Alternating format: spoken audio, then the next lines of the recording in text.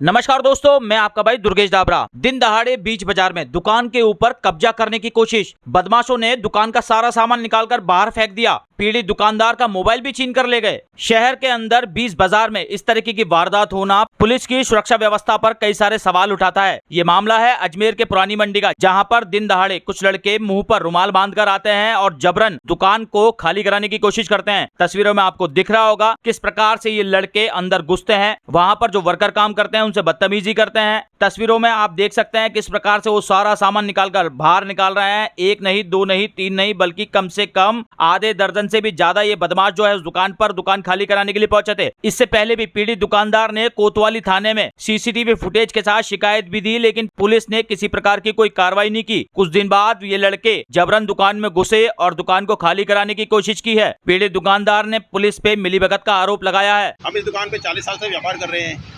अब हमारे जो मकान मालिक है भारती रंगवानी, तो उसके भेजे हुए कुछ गुंडे हैं ये।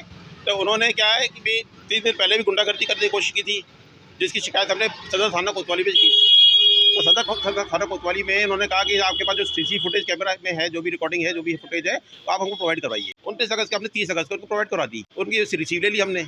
अब उनके पास उसकी पेन ड्राइव में सारी रिकॉर्डिंग है।